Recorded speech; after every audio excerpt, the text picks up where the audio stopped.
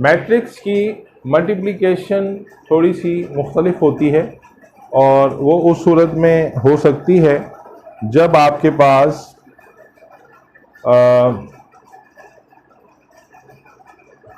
एक रो हो और एक कॉलम हो, या फिर एक रो हो और दो रोज आपस में मल्टीप्लाई हो। कैसे होगा ये आपको बताते हैं। जैसे क्वेश्चन है 2, 3 और ये एक्सरसाइज है 7.3 की। 5, 6। अब यहां पे क्या है, दो रोज हैं और एक कॉलम है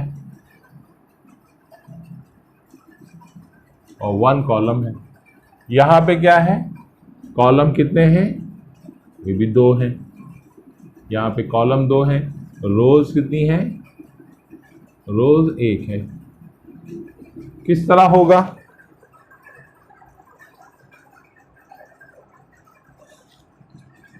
हम यहां से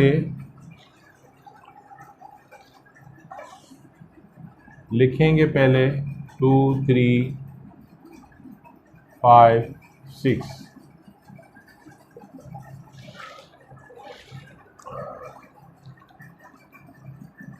2 मल्टीप्लाई होगा 5 के साथ, 2 मल्टीप्लाई बाय 5।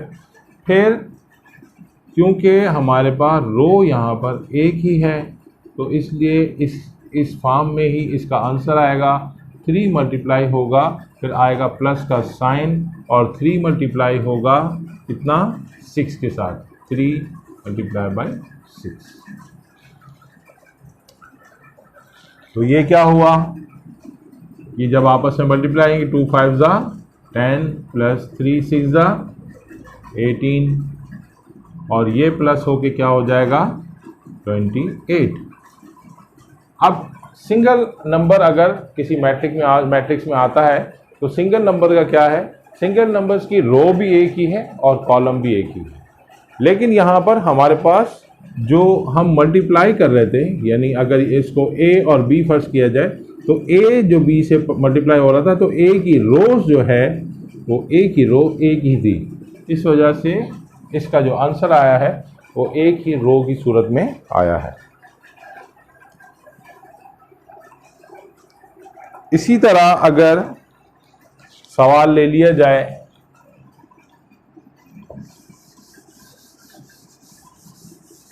कि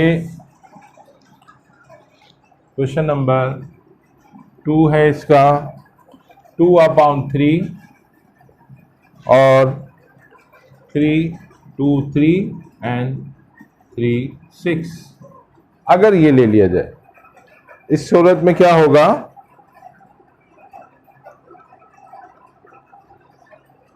कॉलम कितना है इसका 1 है और रोज कितनी है इसकी, रोज यहां पर कितनी है 2।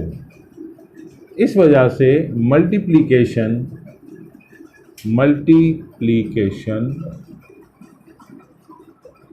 Is not possible. क्यों, हम कर ही नहीं सकते। हम इसको कैसे जस्टिफाई करेंगे, क्योंकि हमारे पास यहाँ पे रोज तो दोनों की 2 है, दो हैं, लेकिन यहाँ पे जो मल्टीप्लाई करने वाला अदद है वो हमारे पास कॉलम एक ही है। जब कॉलम एक ही होगा तो आगे फिर हमारे पास रोज हम 2 नहीं ले सकते, इस वजह से ये आपस में मल्टीप्लाई नहीं होंगे।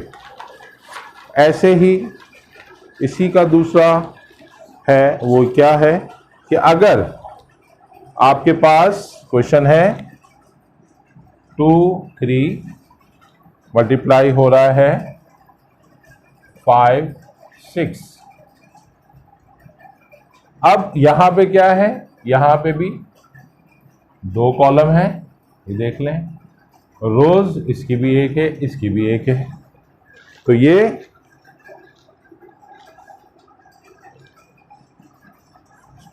शुरू में जो कॉलम है वो 2 है, रोज 1 है, इस वजह से दिस इज नॉट पॉसिबल। तो ये भी पॉसिबल नहीं है कि हम इसको मल्टीप्लाई कर सकें।